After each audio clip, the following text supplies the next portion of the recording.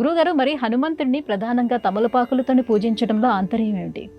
ఇది స్థల పురాణాన్ని అనుసరించి ఉన్నటువంటి ప్రత్యేకమైనటువంటి కథనం. నేను ఇందాక మనవి చేసినట్లుగా వాల్మీకంలో ఎక్కడా లేదు. ఎందుకంటే సింధూరం ఒంటి నిండా పూసుకోవటం అనేటువంటిది ఏ రకంగా స్థల పురాణం. ఎందుకనంటే ఆ సీతమ్మ వారు ఆ పాపిట్లో సింధూరం పెట్టుకుంటూ ఉంటే, అమ్మ ఎందుకు ఇలా చేస్తున్నావు అంటే, ఇలా చేస్తే భర్తకి విజయం లభిస్తుంది నాయన అని చెప్తే, నా భర్త చిరకాలం బతుకుతారు నాయన అని చెప్తే, ఓహోహో ఒక పాపిట్లోనే పెట్టుకుంటే ఇంత గొప్పగా రాముల వారికి మేలు జరుగుతుందా, అందువల్ల నేను ఒంటి నిండా రాసుకుంటానని చెప్పి ఒంటి నిండా కూడా సింధూరం రాసుకున్నారట ఆంజనేయ స్వామి. అందుకే ఆయన మొత్తం ఒంటి నిండా సింధూరం ఉంటుందని. అలాంటిదే ఈ తమలపాకుల కథ కూడా.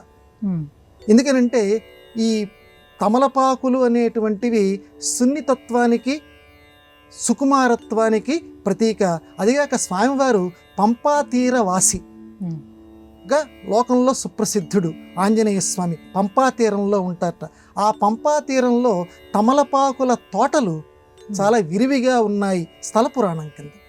ఇప్పుడు ఈరోజు మనం వెళ్ళిపోయి అక్కడ ఎక్కడ ఉన్నాయని చెప్పి మనం వెతికితే కనపడదు. కాబట్టి తమలపాకులు అంటే ఆయనకి చాలా ఇష్టం అని చెప్పి, ఆయనకి ఇష్టమైనటువంటి వాటితోటి ఆయన్ని పూజ చేస్తే ఆయన మరింతగా కూడా సంతోషిస్తారు అని చెప్పి, అందువల్ల తమలపాకులతోటి ఆ స్వామివారిని పూజ చేయటం ఒక ఆచారం కింద లోకంలో వచ్చింది. అలాగే అప్పాలు వాటితో కూడా స్వామివారి యొక్క మెడలో వేస్తుంటారు. ఇవి ఎక్కడికక్కడ స్థల పురాణాల కింద, లోకంలో ఉన్నటువంటి స్థానిక నమ్మకాల కింద ఏర్పడినటువంటివి. మొత్తానికి తమలపాకులతోటి పూజ చేయటంతో, ఎందుకంటే తమలపాకు అనేటువంటిది మన హిందూ సంస్కృతిలో చాలా ప్రసిద్ధి చెందినటువంటిది.